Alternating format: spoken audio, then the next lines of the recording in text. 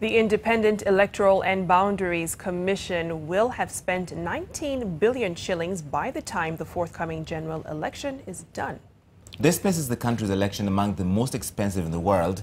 Printing of ballot papers, hiring of human resources, and deployment of modern technology are the key factors driving the IEBC's preparations in the run-up to the August 8 polls. But all this, according to experts, hinges on the fact that Kenyans trust each other less. The electoral body has crafted measures in the quest for a free, fair, and transparent election. Enock Sikolia now reports.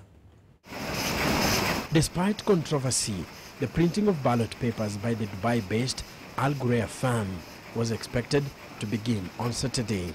A simple but very sensitive paper. It is gold in the hands of those planning to rig. And given Kenya's historic past, the design and features of this paper has been changing as part of the strategic plan of ensuring a fair election free of predetermination. The ballot paper used in 2013 had 7 security features that cannot be seen by the naked eye.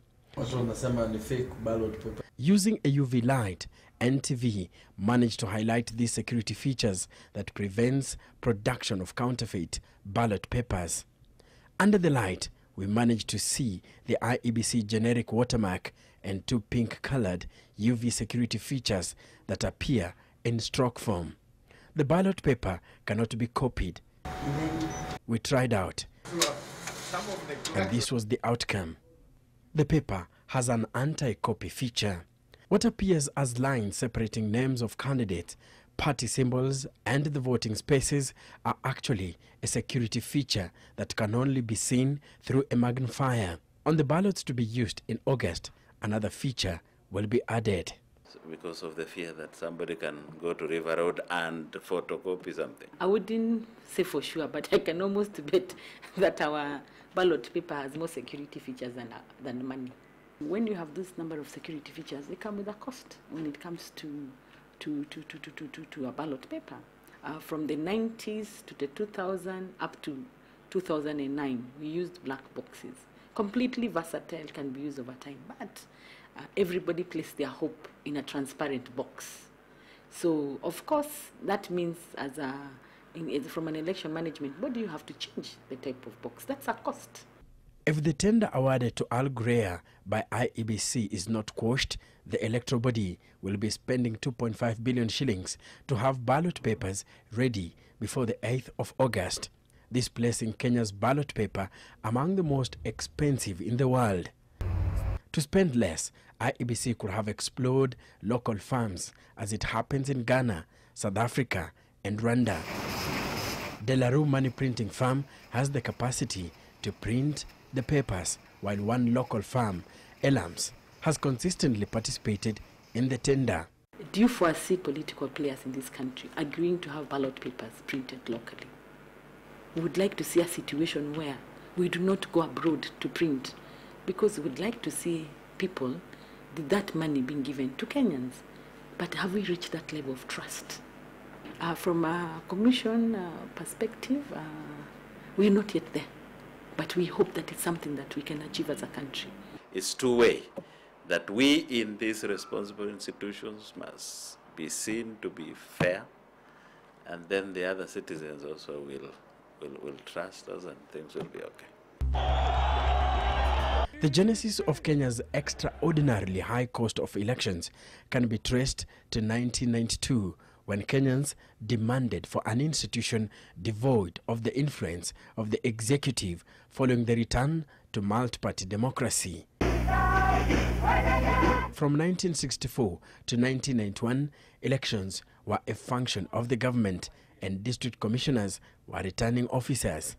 During this period, the seed of mistrust had already germinated among Kenyans as rigging characterized elections.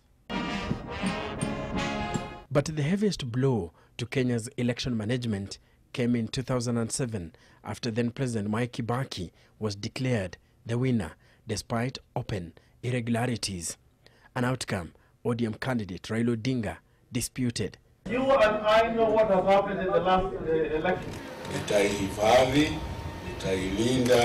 But the move to hurriedly swear in Kibaki at State House, Nairobi, plunged the country into its worst moments to date. Mistrust among Kenyans had reached fever pitch. To prevent a repeat of the 2007 elections, changes in management of elections were recommended, ranging from the voter registration management, identification of voters, and transmission of results. Technology was to be employed, something that significantly increased expenditure. IEBC spent 3.8 billion shillings for the supply of the electoral management system. The Kenya Integrated Electoral Management System, or KIMS, is a requirement to integrate the voter register, voter identification, and results transmission. If it was for GSM alone, we are looking at investing about 150 million Kenyan shillings in terms of transmission using the 3G and 2G platforms. But when we now go into satellite for areas that are not covered, satellite transmission is very expensive, setting up secure satellite networks. So it will cost us around 450,000 Kenyan shillings per polling center to deploy the infrastructure, do the security setup, and set up the wireless access points for the satellite. It will cost us an additional 100,000 to invest in airtime on election day to do results transmission. So it's a substantial cost. And if we are trying to quantify the polling centers that we are talking about, it's about between 1,000 to 1,500 polling centers, polling stations from the 41,000 that we are talking about. Somebody laughs and says, when the third world and developing countries like Kenya are investing massively in technology, Europe, they're not using technology at all. And yet they're the owners of this technology. It doesn't come cheap. The other thing about technology, every so often, 2 years actually, it means you have to replace technology. That's a cost on the election. It is not just IEBC that will be spending big to ensure a fair election. The opposition NASA will be spending big just to ensure the presidential results reflect how Kenyans voted. The coalition, whose candidate Raila Odinga is challenging President Uhuru Kenyatta for the country's top seat, has set up a parallel tallying center that will monitor the polling progress and is also set to spend millions in its Adopt a Polling Station plan. Vile mumemulika sasa, tunataka mumulike kila polling station. Enock Sikolia, NTV.